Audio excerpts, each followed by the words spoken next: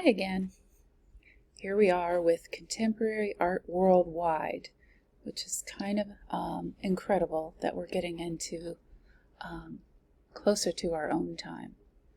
So that's pretty sweet. Here we've got our learning objectives and all great starting points for paper if you want to take a screen cap, pause. And the same goes for here with the timeline. Look at us up to 2000. Woohoo! And what's so interesting is knowing all the backstory.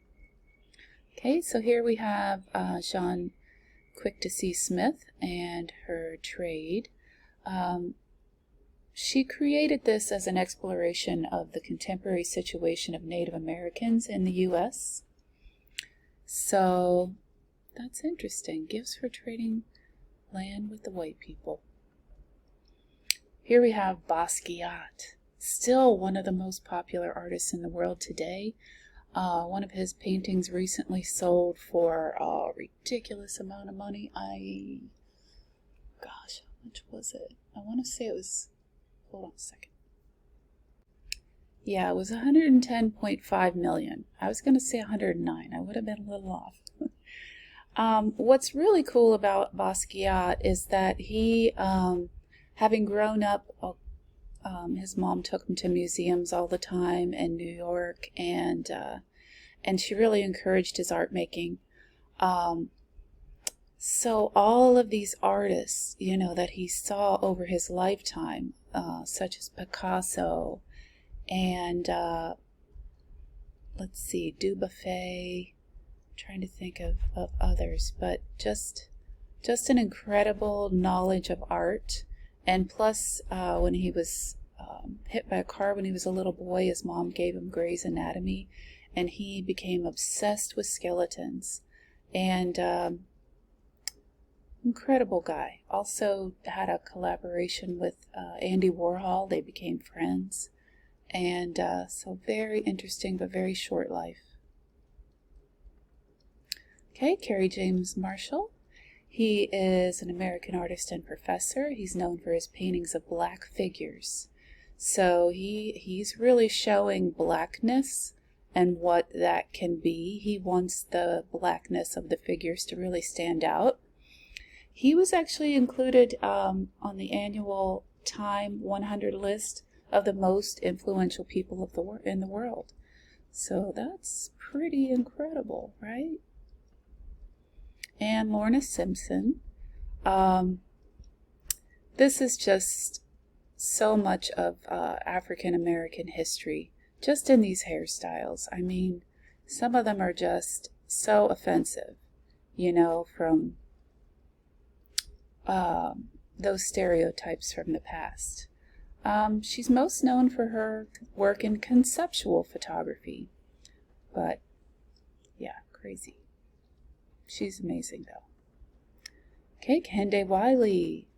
And I bet you recognize this style if you were in Art History 1. So, this pose of Napoleon. And yet he is showing an African-American person in the pose. And he often does these kind of like wallpaper backgrounds, but he does use historical poses, like in important portraits.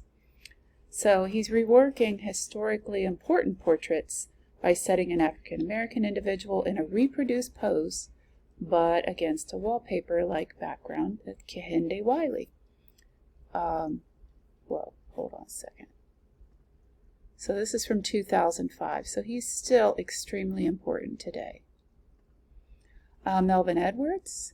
He's an American contemporary artist, a teacher, abstract steel metal sculptor, and his artwork often has political content, often referencing African American history, as well as exploring the themes of slavery. Faith Ringgold.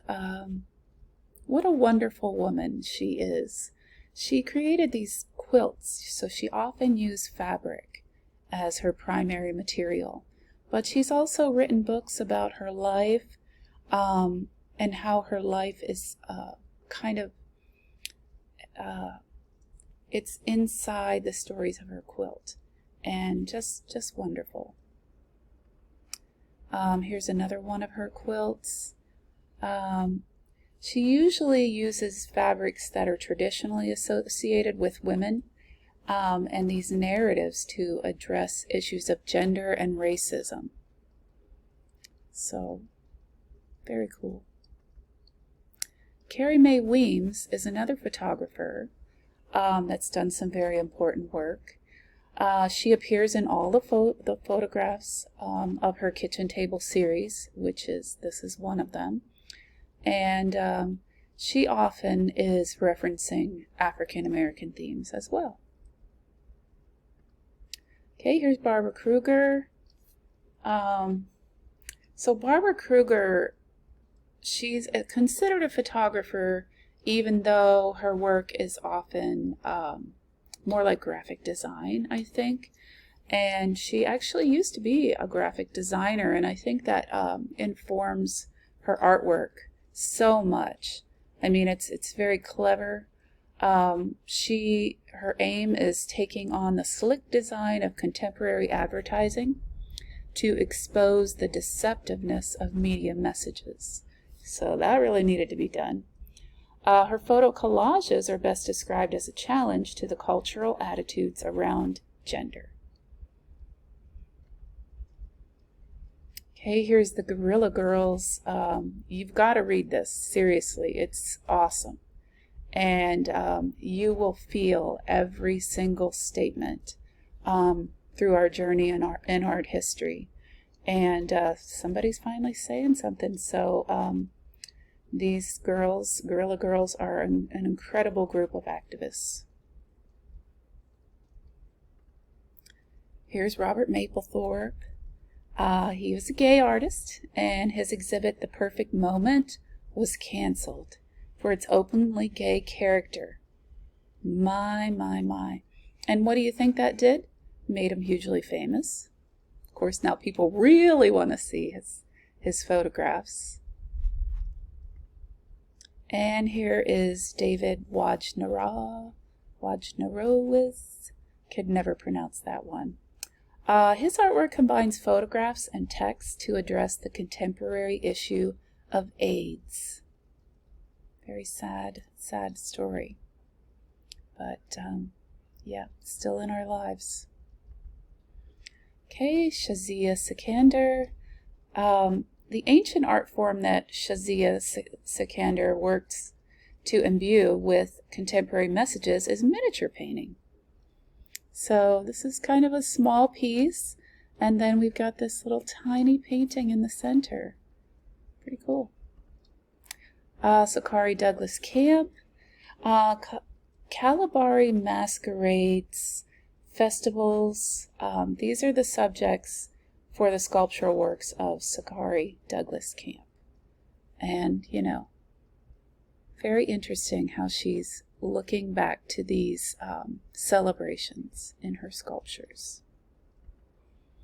Okay, Shirin Neshat. In her photographs, and she's also considered a photographer, protesting the repression of women in post-revolutionary Iran. Shirin Neshat includes rifles as well as texts in the form of Farsi poetry. So very beautiful work about a very harsh topic.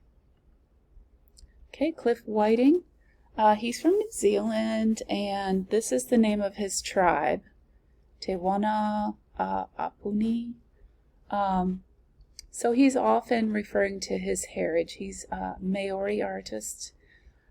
He's a heritage advocate and a teacher, and he was born and raised in Te Kaha, New Zealand. Edward Burtynsky. Okay, so the medium of Edward Burtynsky's densified scrap metal number 3A, which is this, in Toronto, Ontario.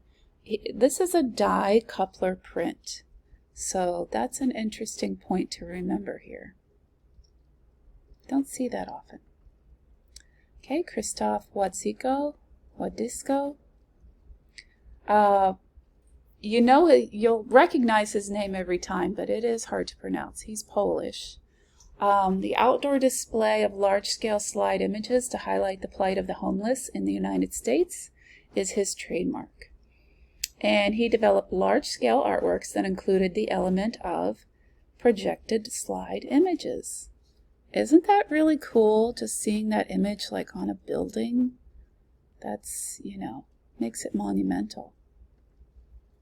Okay, here's Leon Golub, the Mercenaries series. All of these feature a red background without any other detail, and that was always the setting for the Mercenaries series.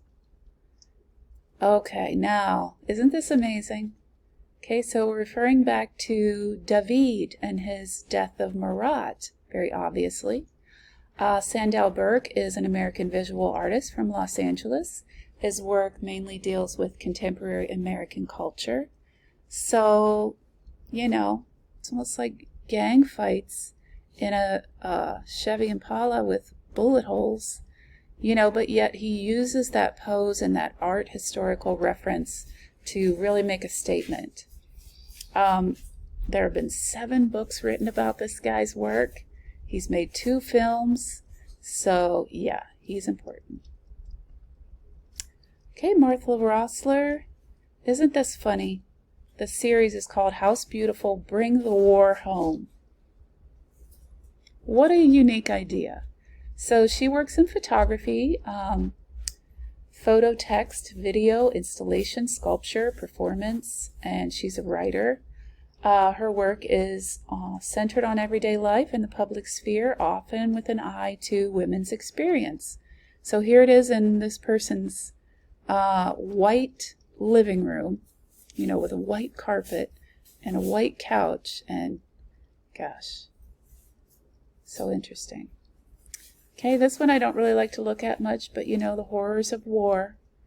This is a Colombian artist, Fernando Botero, who created this and other paintings dealing with the treatment of Iraqi prisoners at the prison of Abu Ghraib. So, again, horrors of war. Okay, Willie Bester. Willie Bester's mixed media homage to Steve Biko. The numbers serve as a reference to the dehumanized life of blacks under apartheid. And Hans Hock. He's born in Germany, but now lives and works in New York City. He's considered a leading exponent of institutional critique. Trigo Piola. This is a commentary on the influence of Western culture on the African nation of Democratic Republic of Congo. So again, using his experience to comment. Zhang Xiaogang, Bloodline. This series refers to the Chinese governmental policy of restricting married couples in regard to having only one child. Okay, Jenny Saville. She is a contemporary British painter. She's known for her large-scale painted depictions of nude women, as we see here. Okay, Kiki Smith, contemporary sculptor. She deals with the issue of who controls the body. So weird. It's so weird how they're placed on this pole too. Okay, Keith Haring. I don't think they talk about him enough. Super important American artist. His pop art emerged from the New York City graffiti subculture in the 80s. And now his animated imagery has become a widely recognized visual language. You see it everywhere. And he was really close with Basquiat, who we talked about earlier, as also coming from the graffiti in New York City. They both arose from that type of art making. Okay, Jeff Koons. Oh dear, Jeff Koons. So they say his artwork reflects the legacy of Marcel Duchamp and Andy Warhol. But I kind of had like a deep dislike for him. For a lot of reasons. I mean, he started out making interesting work, but now he just, owns this huge studio, makes multi-millions, has hundreds of staff who make the work for him, and he's like the idea man. But so rich. Wow. Okay, this is Marisol, self-portrait looking at the Last Supper. So what she's done here is she's placed herself as a spectator of the Last Supper, and she emphasizes herself in the role of a viewer in the works of earlier artists. So that's a really interesting topic. Okay, Mark Tansey, super smart guy. He has a deep knowledge of art, and many of his motifs are either lifted from historical paintings or depict important artists and philosophers. And each of his paintings is a carefully calculated allegory about the meaning of art and the mystery of human impulse to make images. So remember allegorical paintings back in Italy and the Renaissance, and they were always about the right thing to do. So there's always a message in his work as well. Okay, Damien Hirst, Hydra and Kali. This is made of bronze. He's got this postmodern series of sculptures, including this one, which were created for the Venice Biennale, which is a very huge show in the art world. So he has gathered a group of objects from the history of art under the pretext that they came from a shipwreck. So, great idea. But again, look at who we're referencing. Greek gods, right? Going back to Greek. It's always Greek and Roman. Anselm Kiefer. The incinerated appearance of his Negredo is meant to allude to the Holocaust. So, horrors of war. Okay, Andreas Gursky, he makes these ginormous photographs. So look at the size, like 7 feet by 11.5. And this is just the Trade Center in Chicago. What's going on, with stocks and bonds and all of that. So he's German. He's also a professor. He's known for his large format architecture and landscape color photographs. He often uses a high point of view. Okay, this is Wu Guansong, Wild Vines with Flowers Like Pearls. And here he is combining Western abstract expressionism with the traditional form of Chinese literati painting, bringing his experience.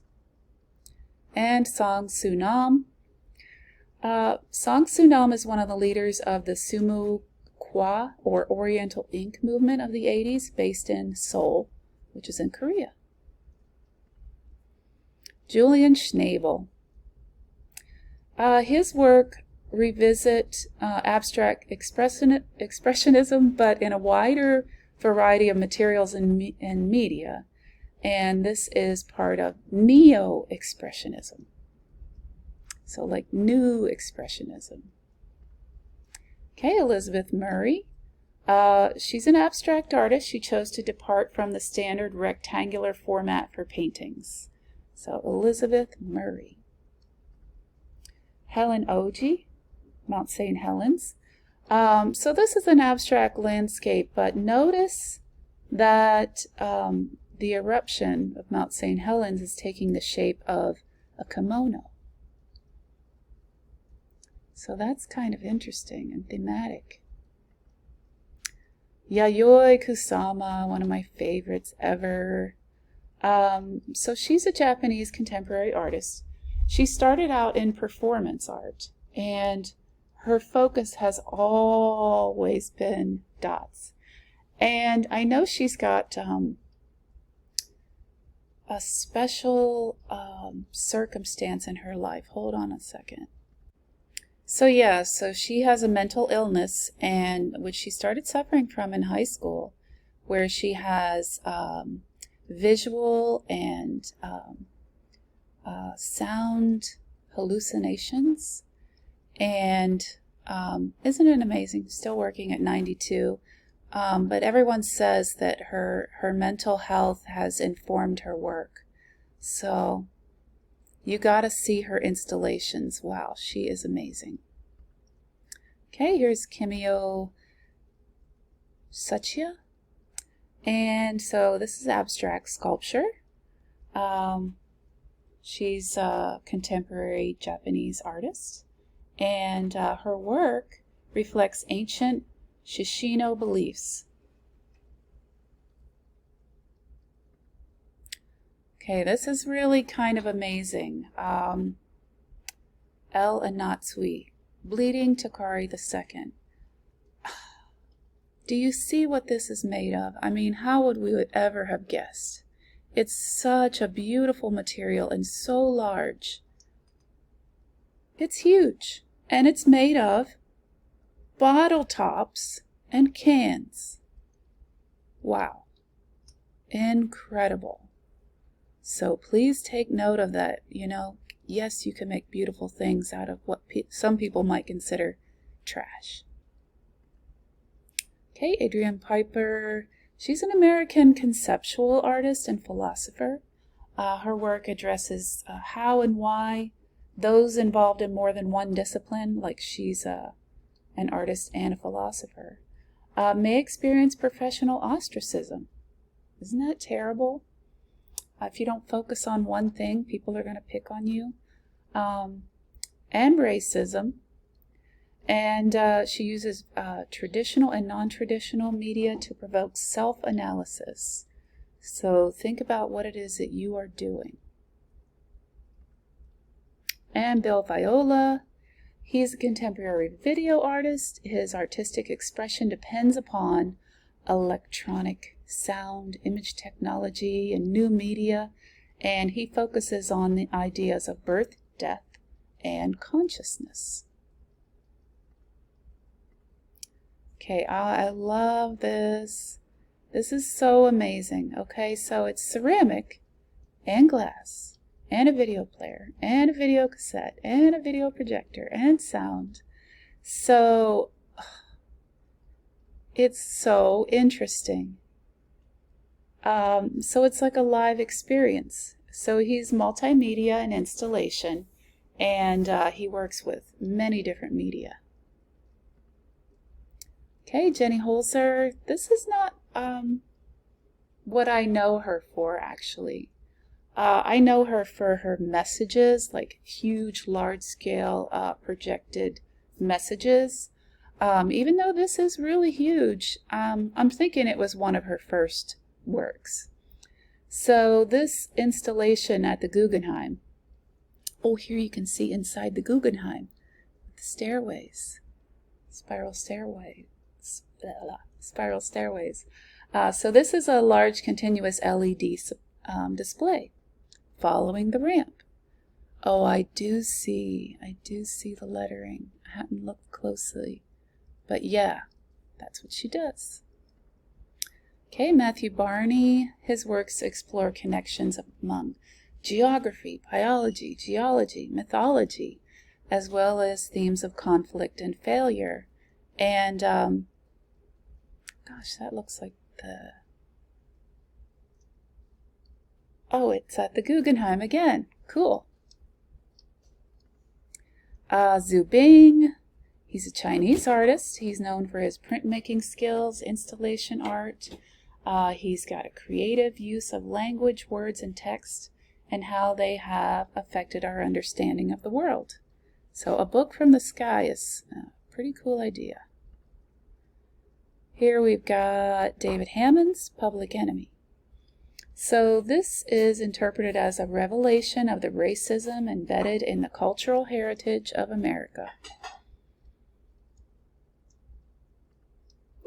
Tara Donovan, she's known for her large-scale installations and sculptures.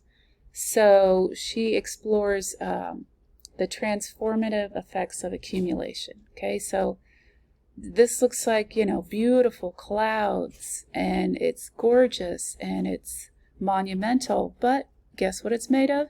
Styrofoam cups and hot glue. Look at that. It's just amazing and beautiful. Okay, Doris Salcedo. Her work is influenced by her experiences of life in Colombia. She usually uses items such as wooden furniture, clothing, concrete, grass, and a lot of rose petals. I think this is kind of too large a view to appreciate. I mean, you can see how big it is, but it would be better to be there and experience it, like an installation like this one, because there's a lot going on.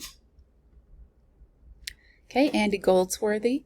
He's considered a photographer, but also a sculptor and an environmentalist. He produces site-specific sculptures and land art situated in natural and urban settings. He's also made some artworks for installations in museums as well. But he's one of those guys that, once he makes it, he just lets it go back to nature. So he's not changing anything. Christelle and Jean-Claude. These two are so fun and amazing. And I know Jean-Claude recently died. But they call these earthworks. They did not take over the land. They modified it by wrapping it in cloth. So they took this huge pieces of cloth and they wrapped an island and another and another and another. So the thing that I think that they do that is most successful is they get people talking. Sometimes people are furious that they've wrapped an entire building, a ginormous building with cloth, or a bridge, or, but they always get people talking, and right there, that's success. Okay, here's Maya Lin's Vietnam Veterans Memorial. It can be simultaneously called a work of minimalist sculpture and a site-specific installation. So, Maya Lin. Here's Rachel White-Reed. She chose to depict long rows of everyday items, and these are intended to be long rows of books. History. Okay, here's Richard Serra's Tilted Arc. So notice it's how it was installed, and this is before its removal. Okay, so this is a huge, probably one of the biggest controversies in the art world in recent times. Oh my gosh. So the government, the GSA, I can't remember what that stands for, they commissioned him to build this huge sculpture, and there's all these different styles around in this plaza. So everyone said, this is genius what he did. It's genius.